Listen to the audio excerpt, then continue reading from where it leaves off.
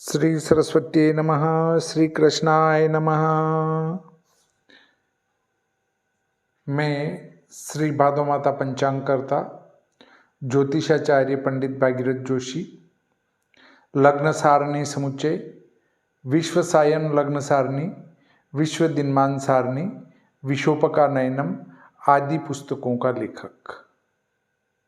देखिए, आज मैं आपको आषाढ़ शुक्ल पक्ष का फल श्रवण कराऊंगा। आपको इससे लाभ प्राप्त हो ऐसी आशा ईश्वर से करता हूं। देखिए, जो अहमदाबाद में वायुयान दुर्घटनाग्रस्त हुआ था और उसके ऊपर कई चैनलों पर जो पंचांग के पेज की फोटोकॉपी चल रही है, वह फोटोकॉपी और किसी पंचांग की नहीं, बाकी श्री भादो माता पंचांग के पृष्ठ क्रमांक 29 की फोटोकॉपी चल रही है। आप चाहें तो मुझे व्हाट्सएप कीजिए, इसकी पीडीएफ मैं आपको उपलब्ध करवा दूंगा और आप देखेंगे कि पृष्ठ क्रमांक 29 पर जो भविष्यवाणी की गई हैं और वही चैनलों पर डाली गई हैं, वो इसी पंचांग की कॉपी है। तो बात करते हैं आषाढ़ शुक्ल पक्ष की। वो पृष्ठ 29 था और ये पृष्ठ 31 है।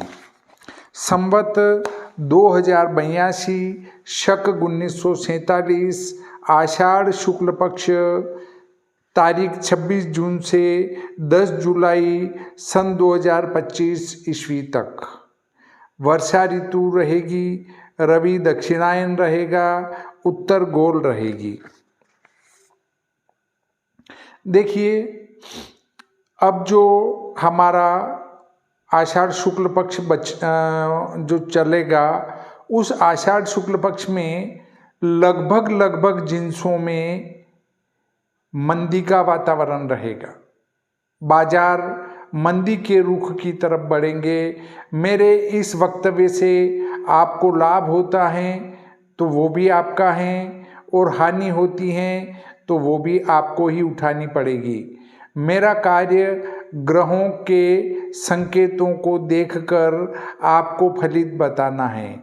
वह फलित मेरी अल्प बुद्धि के कारण कभी कोई संकेत गलत पढ़ने में आ गया और तेजी की जगह मंदी या मंदी की जगह तेजी आ जाती हैं, तो उसके लिए मेरी कहीं से कहीं तक कोई जवाबदेही नहीं होगी।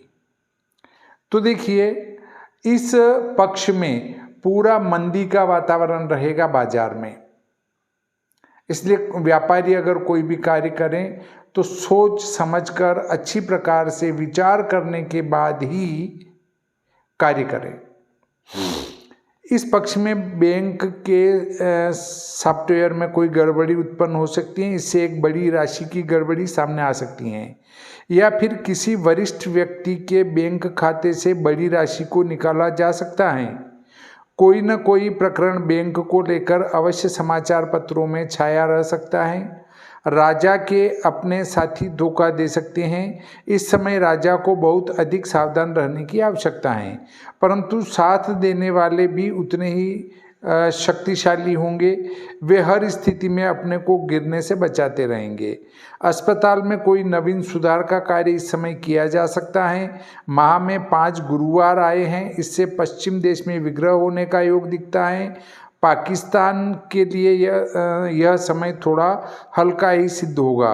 बाकी पूरे देश में सुख शांति बनी रह सकती है एवं बाजार में मंदी का रुख रह सकता है।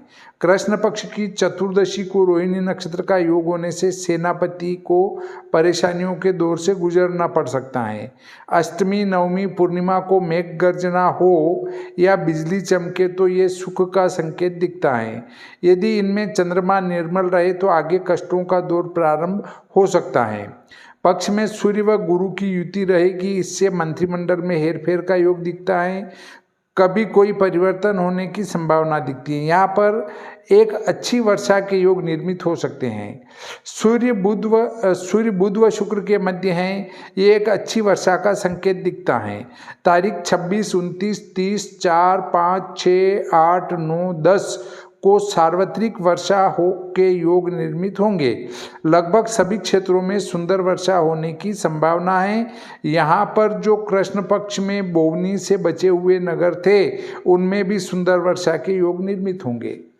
मतलब अभी तक, आज दिनांक तक अगर कोई क्षेत्र वर्षा से बच गया होगा तो शुक्ल पक्ष में किसी भी क्षेत्र में वर्षा से कोई बचा हुआ नहीं रहेगा। इस शुक्ल पक्ष में जो कल से चलेगा उसमें पूरे भारत में अच्छी वर्षा हो जाएगी, बोवनी हो जाएगी। किसानों को अपने खेत में बोने की तैयारी रखना चाहिए और जिन क्षेत्रों में बोवनी हो चुकी है उनमें तो बोने का कार्य कर ही सकते हैं।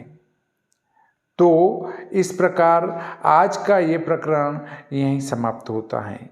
श्री सरस्वती नमः। श्री कृष्णाय नमः।